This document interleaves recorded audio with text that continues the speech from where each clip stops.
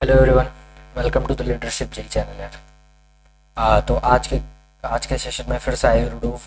ठीक है, आज इलेक्ट्रोडायनेमिक्स स्टार्ट करने वाले हैं। देख लो कौन कौन सा क्वेश्चन है जो कि इलेक्ट्रोडायनेमिक्स में हम लोग करने वाले हैं। ठीक है, तो ये सारे क्वेश्चन है इलेक्ट्रोडायनेमिक्स के। मैकेनिक्स का पूरा पोर्शन खत्म हो गया है। यहाँ पे जितने क्वेश्चन दिए हुए हैं मैकेनिक्स में, उससे ज़्यादा क्वेश्चन सॉल्व करा दिया गया है। ठीक है, और अभी ये पूरा क्वेश्चन खत्म हो जाने के बाद फिर से मैकेनिक्स पे जंप मारेंगे अगर टाइम अपने पास बचेगा। ठीक है, तो ये इलेक्ट्रोडायनेमिक्स का पार्ट है। फिर से 2-3 क्वेश्चन आज भी कोशिश करेंगे, 30 मिनट से ज़्यादा स्ट्रेच नहीं करेंगे। नए हो चैनल को सब्सक्राइब कर दो, और अगर जेई एडवांस का प्रिपरेशन कर रहे हो तो पक्का कर दो, और आयोडोव को अच्छे से सॉल्व करो। क्योंकि फिजिक्स में क्या होता है, बच्चे पूछते हैं कि कौन सा मतलब एडवांस के लिए प्रिपरेशन के लिए पूछते हैं कि कौन सा मतलब किस तरीके से प्रिपेयर किया जाए। ठीक है, तो किस तरीके से प्रिपेयर किया जाए एडवांस के लिए फिजिक्स में, तो तुमको आयोडोव एक सॉल्व करने के लिए हर टीचर सजेस्ट करता है the selected problem of the आयोडोव यू हैव टू सॉल्व। ठीक है, तो वो सारे सेलेक्टेड प्रॉब्लम हम लोग क्या कर रहे हैं, आज के सेशन में सॉल्व कर रहे हैं, और पिछले 5-6 सेशन जो हुए हैं उसमें सॉल्व करते हुए आए। ठीक है, तो सेलेक्टेड प्रॉब्लम आयोडो में बहुत सारे ऐसे प्रॉब्लम है जो कि इररिलेवेंट है, जिनका कोई मतलब नहीं है दूर दूर से आईआईटी का। ठीक है, तो वो सारे क्वेश्चन अपने को सॉल्व नहीं करने हैं। तो अब इलेक्ट्रोडायनेमिक्स पे जंप किए हैं, उसके बाद इलेक्ट्रोडायनेमिक्स में खूब ढेर सारे क्वेश्चन है। कितने हैं देखे लिए हो, एक बार फिर से नजर दौड़ा लेते हैं कितने सारे क्वेश्चन है। तो आज हम लोग को करना है क्वेश्चन नंबर 6, 11 और 21। ठीक है, तो देखते हैं बारी बारी करके, और उसमें बीच बीच में हम लोग और भी क्वेश्चन डिस्कस करते रहेंगे कि कौन कौन से क्वेश्चन और करने लायक है तुम लोग को। क्योंकि हम जो है यहाँ पे थोड़े से अच्छे लेवल के क्वेश्चन टच करेंगे, आसान आसान क्वेश्चन करके नहीं निकलना है। ठीक है, क्योंकि बच्चों का हमेशा एक प्रॉब्लम होता है कि टीचर यार आसान आसान क्वेश्चन कर देता है और कठिन वाला अपने लिए छोड़ देता है, तो वो यहाँ पे नहीं करना है। ठीक है, तो अब चलो स्टार्ट करते हैं। ठीक है, देखो इधर, तो क्वेश्चन नंबर 6 पे आते हैं सबसे पहले। और इससे पहले वाला जो भी प्रॉब्लम है वो आप लोग सॉल्व कर सकते हैं, और वो सारे प्रॉब्लम बहुत ही ईजी है। ठीक है, ये जितने भी प्रॉब्लम है ऐसा नहीं कि आप सॉल्व नहीं कर सकते हैं, वो रिलेवेंट क्वेश्चन है, लेकिन आपको इस तरीके के प्रॉब्लम हर बुक में मिल जाएंगे। और जो 3.6 हम सॉल्व भी कराने वाले हैं वो भी लगभग सारे बुक में मिल जाता है। ठीक है, लेकिन अब जो हमारे टीचर थे वो दिए थे और इसलिए हम ये क्वेश्चन करा रहे हैं। तो 3.6 देखो क्या कह रहा है, a positive point charge of 50 microcoulomb. ठीक है, एक पॉजिटिव पॉइंट चार्ज है, मान लेते हैं प्लस क्यू, जो कि 50 माइक्रोकूलम इसका जो है चार्ज दे रखा है। Is located in the plane of X Y. ठीक है, ये एक्स वाई प्लेन में है जो भी है। At the point with radius vector of R nought, that is ये आर नॉट रेडियस वेक्टर इसका दे रखा है। आर नॉट रेडियस वेक्टर क्या दे रखा है इसका, 2i cap plus 3j cap, इसका आर नॉट वेक्टर दे चुका है। मतलब इस मान लेते हैं ये ए पॉइंट है, इसका रेडियस वेक्टर दे चुका है। Where I J are the unit vector of X Y axes. ठीक है, find the vector of the electric field strength. अच्छा जी, अपने को इलेक्ट्रिक फील्ड बतलानी है, इलेक्ट्रिक फील्ड स्ट्रेंथ बतलानी है। आगे क्या बोल रखा है, and its magnitude eight the point with the radius vector of this. अच्छा, ये पॉइंट है, अपने को इस बी पॉइंट पे क्या करनी है, electric field of the B point जो है जिसका रेडियस वेक्टर दे रखा है R, that is 8i cap minus 5j cap दे रखा है। Here R naught and R are expressed in the metres. अब ये देखो, ये क्वेश्चन काफी ज्यादा इजी है। ठीक है, इस क्वेश्चन को कराने की कोई भी जरूरत नहीं है। तुमको क्या करना है, बस फॉर्मूला रखना है, E is equal to K Q square, K Q by R square, sorry Q square नहीं। ठीक है, E is equal to K Q by R square, ये फॉर्मूला रख दो। क्यू अपना दे रखा है, इसको माइक्रो कोलॉम में है तो 50 इंटू 10⁻⁻6 कोलॉम कर लो। और यहाँ पे जो आर दिया हुआ है, यहाँ पे तुम आर की जगह क्या करोगे, mod of R vector minus R nought vector कर लो। ये सारे बच्चे क्वेश्चन कर लेंगे। ठीक है, 8i cap minus 5j cap, समझ में आ रहा होगा सारों को, जितने भी अच्छे से प्रिपरेशन किए हैं। कोई भी इसमें कंफ्यूजन वाली बात नहीं। इसको सॉल्व करो, क्या होगा, 6i कैप माइनस ये हो जाएगा 8j कैप। ठीक है, इसका मॉड निकाल लो। मॉड निकालने के लिए क्या करना होगा, इसको मान लेते हैं आर नेट।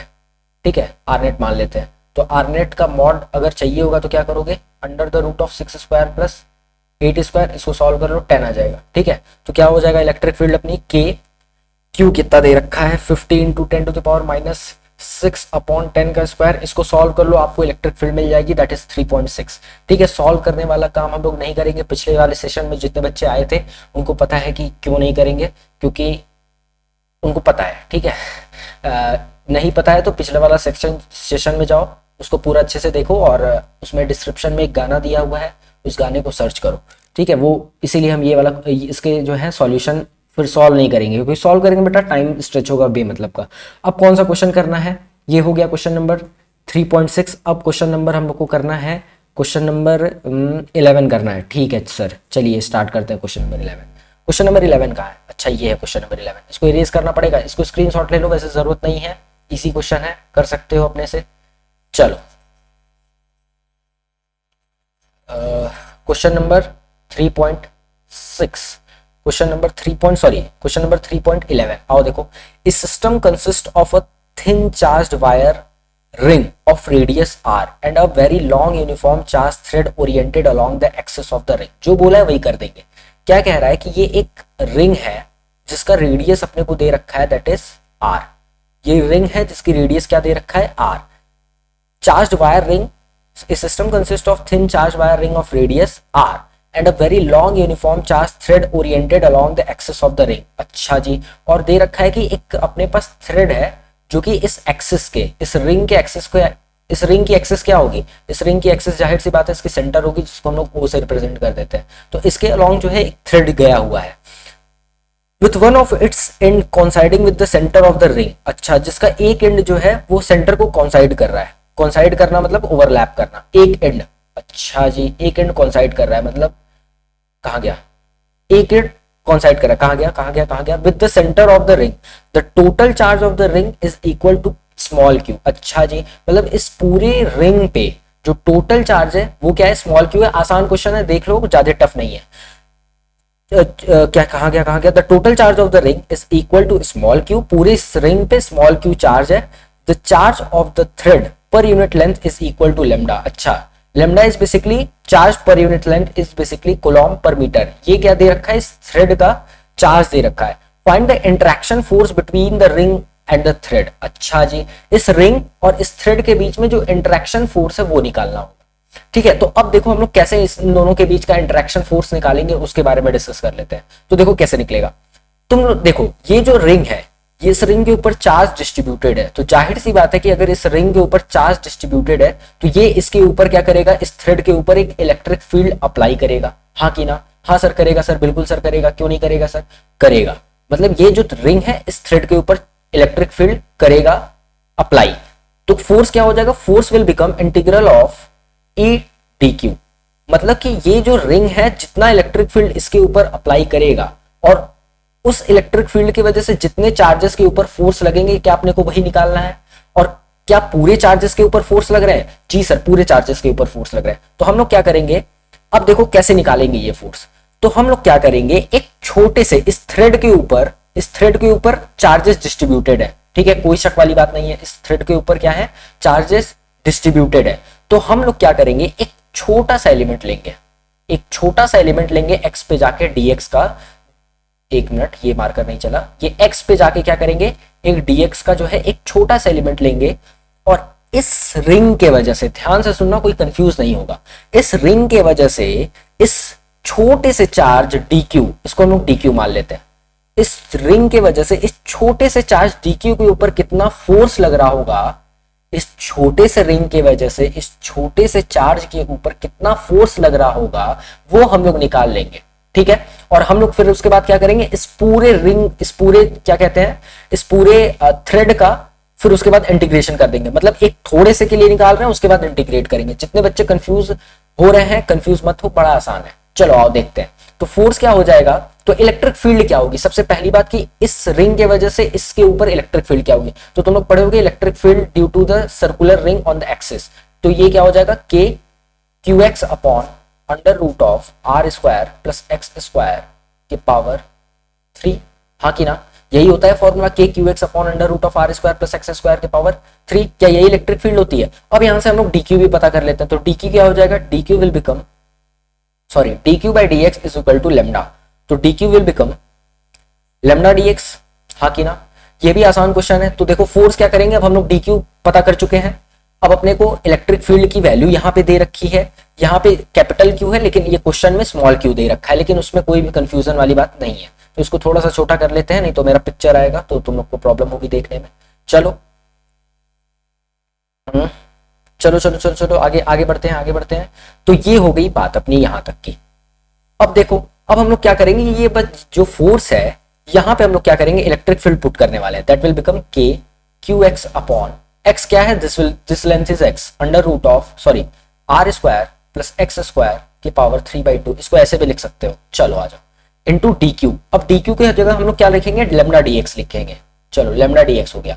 तो फोर्स क्या हो जाएगा अपना, इसको अब इंटीग्रेट करने वाली बात है, तो के क्यू, अब के क्यू, अब रुको, के क्यू हो गया, ये हम क्या कर रहे हैं, कांस्टेंट को, सारे कांस्टेंट को बाहर ले रहे हैं, तो के क्यू लेमडा कांस्टेंट है, और अंदर क्या बचेगा, X D X upon R square plus X square के पावर 3/2। अब हम लोग को कुछ नहीं करना है, अब इसको हम लोग को क्या करना है, पहले छोटे से चार्ज के ऊपर कितना फोर्स लग रहा है वो निकाल रहे हैं, उसके बाद पूरे थ्रेड के ऊपर कितना फोर्स लग रहा है उसको हम लोग क्या करेंगे, लिमिट रख के इंटीग्रेट कर लेंगे। मतलब अब तुमको क्या करना है, इसका इंटीग्रेशन करना है। इसका इंटीग्रेशन थोड़ा सा देख लो कैसे होगा, तो R square plus X square को क्या करो तुम, टी स्क्वायर लेट कर लो, ठीक है। तुमको क्या करना है, R square plus X square को क्या लेट कर लेना है, टी स्क्वायर लेट कर लेना है। अब इसको इंटीग्रेट करोगे, सॉरी अब इसको क्या करो, सॉल्व करो, तो ये आर स्क्वायर क्या है, कांस्टेंट है, इसको डिफरेंशिएट करोगे तो ये क्या हो जाएगा, 0 हो जाएगा, और इसको डिफरेंशिएट करोगे तो ये this will become 2x dx is equal to 2t dt। ये क्या हो रहा है यार, ये क्यों नहीं चल रहा है, ठीक है, 2t dt, कुछ किए नहीं है, सिंपल सा क्या किए है, इसका क्या कहते हैं उसको, सब्स्टिट्यूशन मेथड इसमें अप्लाई किए, तो 2 से 2 क्या कैंसिल हो जाएगा, 2 से 2 क्या हो गया, कैंसिल हो गया, तो x dx की जगह क्या हो गया, t dt हो गया, हाँ कि ना। अब क्या करेंगे हम लोग, यही फोर्स की जगह ये पुट करने वाले हैं, इसको थोड़ा सा और इधर करना चाहिए था, चलो कोई नहीं। तो फोर्स इज इक्वल टू क्या हो जाएगा, के क्यू लेमडा, इंटीग्रल में x dx की जगह हम लोग क्या पुट करने वाले हैं, t dt पुट करने वाले हैं, upon R square plus X square की जगह हम लोग t स्क्वायर पुट करेंगे, तो that will become t cube, ये क्या हो जाएगा, t क्यूब हो जाएगा। अब आ जाओ, अब देखो यहाँ पे पिक्चर आ रही होगी, थोड़ा सा और छोटा कर लेते हैं इसको, चलो,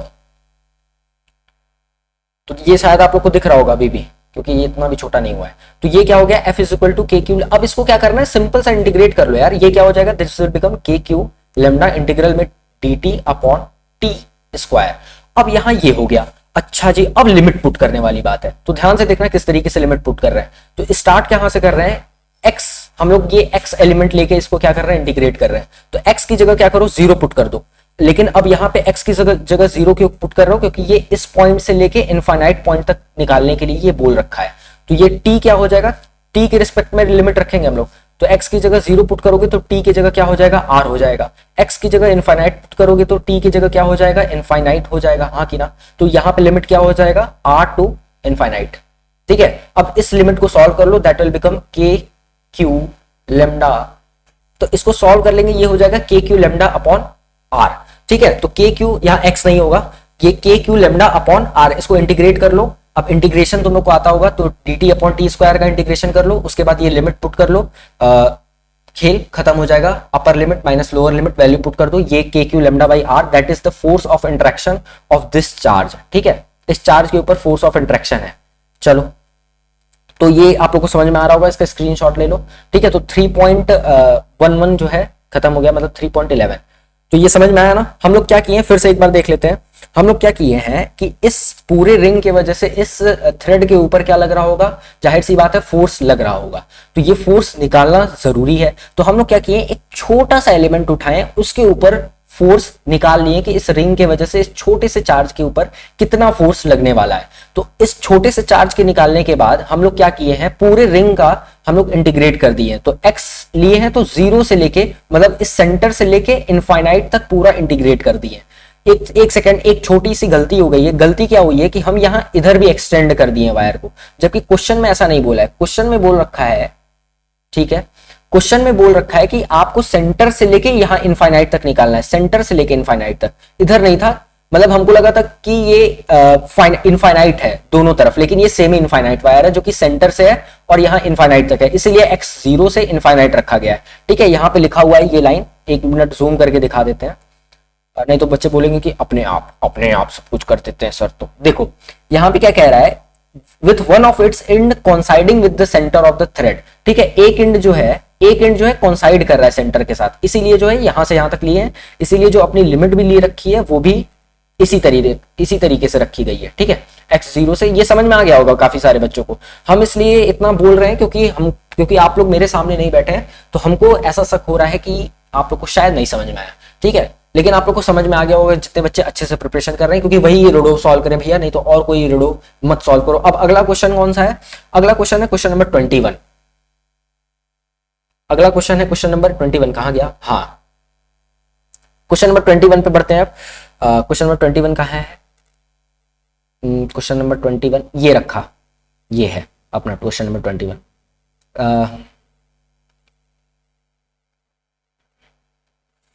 देखो क्या बोल रहा है क्वेश्चन नंबर 21। क्वेश्चन वाला बोल रहा है ए बॉल, एक मिनट थोड़ा सा और क्वेश्चन देख लेते हैं एक दो। ये वाला क्वेश्चन देखो थोड़ा सा, ये वाला देखो, इसको जूम कर लेते हैं थोड़ा सा।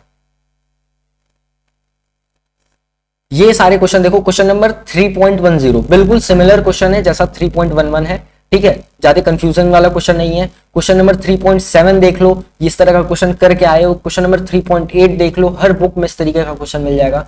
चाहे 3.9 की बात करो तो ये जितने भी क्वेश्चन है ये तुम लोग सॉल्व कर सकते हो। ये जो फिगर बना हुआ है ये सारे क्वेश्चन जो है सॉल्व कराए जाते हैं हर क्लास में, ठीक है। तो यहाँ पे क्या करना है तुमको, इसके वजह से निकालना है, इसके वजह से निकालना है। तो ये सारे क्वेश्चन जो है यहाँ पे क्या करना है, अब देखो ये क्या है, तुम्हारा सेमी सर्कुलर रिंग है, ठीक है। इतने की वजह से यहाँ पे इलेक्ट्रिक फील्ड निकालो, फिर इन दोनों की वजह से अलग अलग इलेक्ट्रिक फील्ड निकाल के क्या करो, इन दोनों को ऐड कर दो। तो ये सारे क्वेश्चन जो है हर किताब में लगभग मिल जाते हैं, इसीलिए ये सारे क्वेश्चन कराए नहीं जा रहे हैं। लेकिन आप लोग अगर चाहते हैं तो आप लोग सॉल्व कर सकते हैं। लेकिन हम लोग बोलेंगे कि मोर ओवर जितना हम क्वेश्चन इस पे सॉल्व करा रहे हैं वही सॉल्व करिए। उसके बाद आप लोग प्रीवियस ईयर क्वेश्चन की हेल्प लीजिए। उसके बाद हम और भी क्वेश्चन अभी आप लोग को टिक कराते चले जाएंगे, वो वाला क्वेश्चन प्रैक्टिस करना, क्योंकि बहुत सारे क्वेश्चन रिलेवेंट है, फंस के रह जाओगे रोडोब में, ठीक है। इसलिए ज्यादा परेशान होने वाली बात नहीं है। अब चलो आ जाओ क्वेश्चन नंबर 3.21 के बारे में बात करते हैं। A ball of radius R is uniformly charged with the volume density rho. अच्छा जी, मतलब एक बॉल दे रखा है जिसका जो चार्ज डेंसिटी दे रखा है, मतलब चार्ज पर यूनिट वॉल्यूम, ठीक है, चार्ज पर यूनिट वॉल्यूम क्या दे रखा है, रो दे रखा है।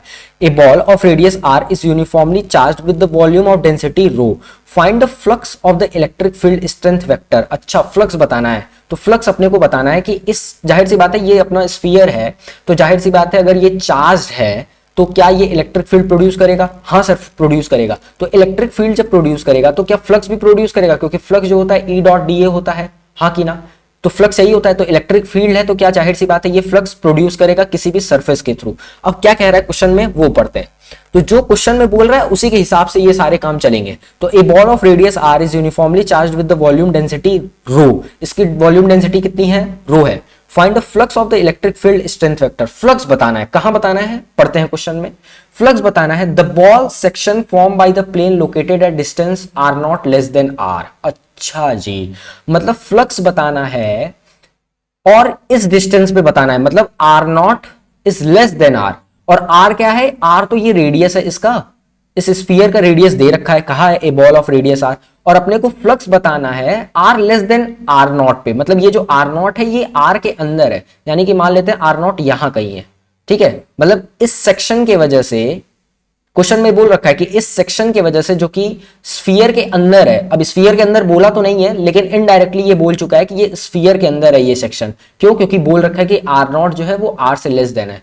अब ये वाला जो सेक्शन मिला अपने को, मतलब ये आर नॉट पे जो एक सेक्शन मिल रहा है अपने को, इसके वजह से कितनी इलेक्ट्रिक फील्ड प्रोड्यूस हो रही है वही अपने आप को क्या करनी है, बतानी है। तो इसका क्या डीएस क्या हो जाएगा, ये डीएस वेक्टर इधर हो जाएगा, इलेक्ट्रिक फील्ड वेक्टर इधर हो जाएगा। क्यों? क्योंकि अब इसके अंदर कई सारे तुम छोटे छोटे क्या कर सकते हो, रिंग तोड़ सकते हो। कैसे? क्वेश्चन में देखो हम सॉल्व करते हुए दिखा रहे हैं। तो तुमको क्या करना है, flux is equal to E.dA ही करना है। तो अब इलेक्ट्रिक फील्ड, अब ध्यान से एक बात बोलने वाले हैं, किसी भी बच्चे को धक्का ना लगे, सुन लो। Electric field due to solid sphere क्या होता है, electric field due to solid charge sphere क्या होता है, E is equal to rho R by 3 epsilon not.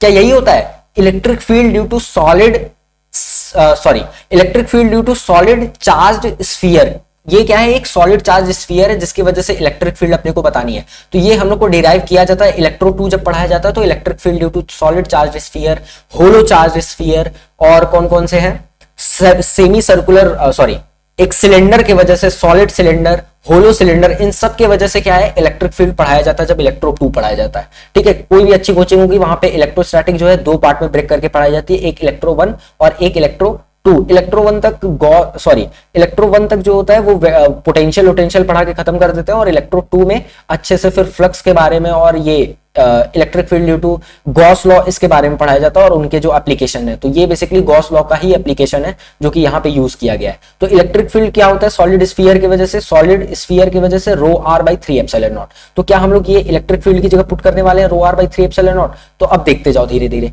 अब हम लोग क्या कहे हैं, एक बात हम बोले हैं आप लोग से कि एक सेक्शन ब्रेक करना होता है, तो उसके बारे में हम क्या कहना चाह रहे हैं। देखो कहां गया अपना मार्कर, हाँ, तो ये क्या है, एक स्फीयर है, ठीक है। अब क्या करना है कि अपने को मान लेते हैं आर नॉट पे निकालना है, ठीक है, कोई प्रॉब्लम नहीं है, लेकिन एक जनरल बात करते हैं।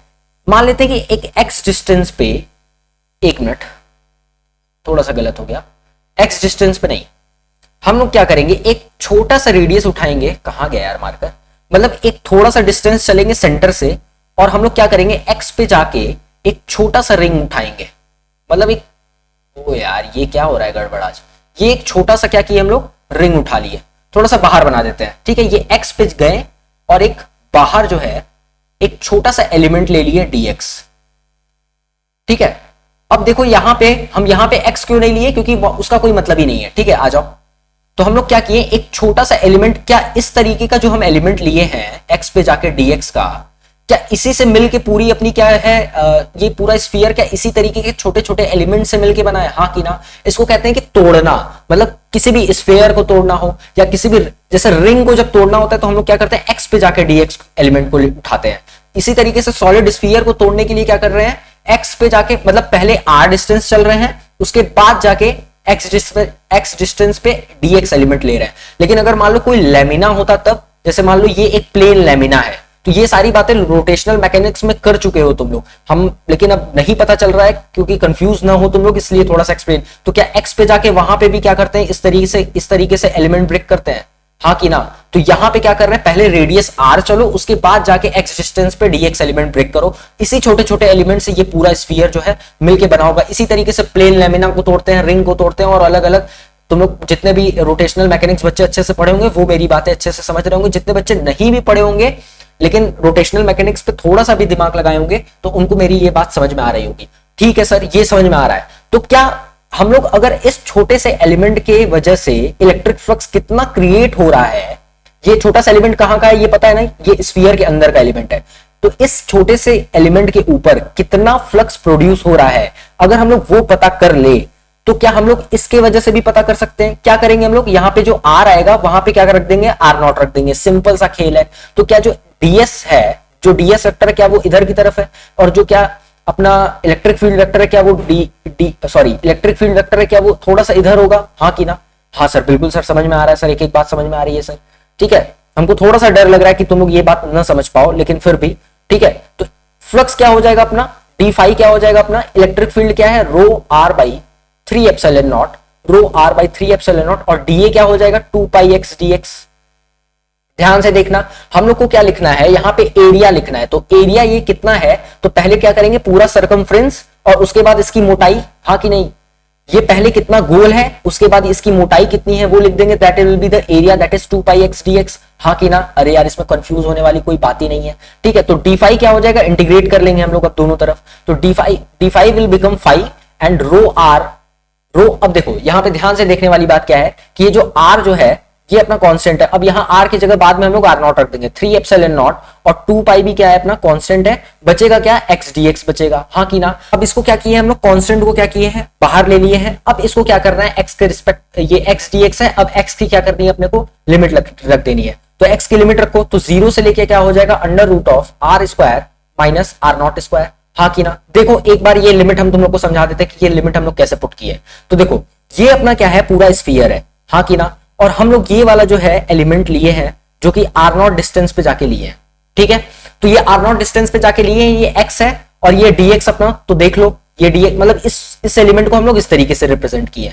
ठीक है, तो ये अपने को x रखना है, तो क्या ये वाली डिस्टेंस जो है वो क्या r है, हाँ कि ना। ये वाली डिस्टेंस क्या है अपनी r है, तो x क्या हो जाएगा, पैथागोरस थ्योरम लगा लो, under root of r square minus r not square, हाँ कि ना। और 0 से चल रहे हैं, तो क्या 0 से ये पूरा जैसे जैसे बढ़ता चला जाएगा ये होगा। तो लिमिट रखना समझ में आया कैसे रखे लिमिट। तो अब फ्लक्स निकाल लो, फ्लक्स क्या हो जाएगा, rho R naught upon 3 epsilon naught 2 pi, अब एक्स स्क्वायर बाई 2, 0 से under root of r square minus r not square, हाँ कि ना। अब इसको थोड़ा सा छोटा कर लेते हैं यार, इसको थोड़ा सा छोटा कर लेते हैं, इसको थोड़ा सा साइड में कर लेते हैं और इसको सॉल्व कर लेते हैं। तो ये क्या हो जाएगा अपना, इसको इंटीग्रेट कर लो, तो फ्लक्स क्या हो जाएगा, rho R naught upon 3 epsilon naught, upper limit minus lower limit 2 pi, upper limit क्या है, under root of R not R square minus R not square, under root of R square minus R not square upon 2, और इसका square भी लेना है, हाँ कि ना। तो बस ये हो गया यार, अब इसको सॉल्व कर लो। तो फ्लक्स इज इक्वल टू क्या हो जाएगा, 2 पाई, ये मार्कर क्यों नहीं चल रहा है, चलो देखो, फ्लक्स इज इक्वल टू क्या हो जाएगा, 2 pi rho R naught upon 3 epsilon naught, और इसका स्क्वायर ले लोगे तो क्या हो जाएगा, ये R square minus R not square upon 2, हाँ कि ना। अब इसको और अच्छे से सॉल्व कर लो यार, अच्छे से करते चले जाओ, तो ये 2 से 2 क्या हो जाएगा, कैंसिल हो जाएगा, that will become pi rho R not R square. जैसे अब क्वेश्चन सॉल्व हो जाता है ना, तो इस तरह कैलकुलेशन अपना करते रहो, टीचर को भी मजा आता रहता है, ठीक है। तो क्या फ्लक्स अपना क्या हो जाएगा, ये हो जाएगा, that is pi rho R naught bracket में R square minus R not square upon 3 epsilon naught, ठीक है। तो समझ में आया होगा तुम लोगों को कि किस तरीके से लेना है। क्या किए हैं फिर से, पहले इलेक्ट्रिक फील्ड पुट किए हैं कि किसी भी सॉलिड स्फीयर की वजह से इलेक्ट्रिक फील्ड होती क्या है, तो ये इलेक्ट्रिक फील्ड हर क्लास में पढ़ाया जाता है, rho R by 3 epsilon not, ये पुट कर दिए हैं। उसके बाद एरिया कितना, डीए एरिया है, that is DA area put कर दिए, दैट इज सर्कमफ्रेंस, और डीएक्स कितनी मोटाई है उसकी, तो 2 पाई एक्स डीएक्स। उसके बाद क्या किए हम लोग, क्या किए, कांस्टेंट को बाहर लेके इसको क्या किए हैं, पूरा इंटीग्रेट कर दिए, दैट इज 0 से under root of R square minus R not square. कैसे लिमिट लिए आप लोग को समझ में आया होगा। उसके बाद सिंपल सा सॉल्व कर दो, क्वेश्चन खत्म, ठीक है। अब ये सारे क्वेश्चन सॉल्व हो गए, तो लगभग 11 किए हैं, 21 किए हैं, 6 समझाए हैं, और तुम लोग बाकी सारे क्वेश्चन प्रैक्टिस कर सकते हो अगर चाहो, लेकिन हम बोलेंगे इससे ज्यादा तुम प्रीवियस ईयर क्वेश्चन पे फोकस करो, और जितने क्वेश्चन हम दिए हैं आप लोगों को, ठीक है, एक बार देख लेते हैं, जितने क्वेश्चन हम आप लोग को दिए हैं इन्हीं में से क्वेश्चन प्रैक्टिस करो, ठीक है। अगर मान लो कि अब थर्मोडायनेमिक्स बीच में हम छोड़े हुए हैं, क्यों, क्योंकि इलेक्ट्रोडायनेमिक्स पे थोड़ा सा बच्चों को इंटरेस्ट बनता है। हम मैक्सिमम देखें कि थर्मोडायनेमिक्स पे बच्चे थोड़े से वीक हो जाते हैं, लेकिन इलेक्ट्रोडायनेमिक्स काफी सारे बच्चों का स्ट्रांग होता है जो जेईई एडवांस देने जाते हैं, क्योंकि उनको पता है कि ये जो पोर्शन है ये काफी तगड़ा पोर्शन है और इससे नंबर हम आराम से खींच सकते हैं, ठीक है। तो ये 3 क्वेश्चन 6, 11, 21 हो गया इस सेशन में। अगले सेशन में और क्वेश्चन डिस्कस करेंगे हम लोग, ठीक है। तब तक के लिए और क्वेश्चन दे के हम छोड़ते हैं तुम लोग को, नहीं तो तुम लोग इसी तरह खाली बैठे रहोगे, ठीक है। तो देखो कौन कौन सा क्वेश्चन और तुम लोग प्रैक्टिस कर सकते हो। तो क्वेश्चन नंबर तुम लोग प्रैक्टिस कर सकते हो, क्वेश्चन नंबर 15 आराम से प्रैक्टिस करो, तुम लोग को बोले हैं क्वेश्चन नंबर 15 प्रैक्टिस करो, क्वेश्चन नंबर 12 प्रैक्टिस करो, 12 भी प्रैक्टिस करने लायक क्वेश्चन है, क्वेश्चन नंबर 7 प्रैक्टिस करो, करने लायक क्वेश्चन है, 8 प्रैक्टिस करने लायक है, 9 प्रैक्टिस करने लायक है, 10 भी है, 4 भी है, 5 भी है। तो ये सारे क्वेश्चन आसान है, मतलब ये जितने भी क्वेश्चन हम लिखे ये आसान क्वेश्चन है, मतलब तुम लोग इसको सॉल्व कर सकते हो, क्योंकि ये सारे क्वेश्चन जो है कहीं ना कहीं किसी न किसी बुक में तुमको मिल जाएंगे, ठीक है। तो इतने ही क्वेश्चन रखेंगे, ज्यादा रखोगे तो फिर परेशान हो जाओगे।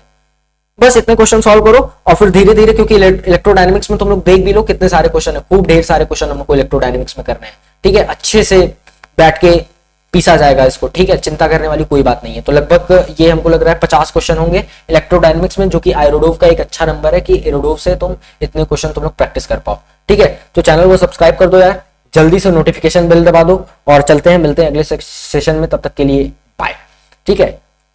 और कोई क्वेरी हो तुम लोग को पूछने लायक तो पूछ सकते हो, कोई भी प्रॉब्लम वाली बात नहीं है, कमेंट पे पूछो, चाहे इंस्टाग्राम पे पूछो, चाहे कहीं भी पूछो, तुम पूछ सकते हो, ठीक है। ओके बाय, चलते हैं, tata bye bye, see you in the next session. Practice करके आना अच्छे से, चलो बाय।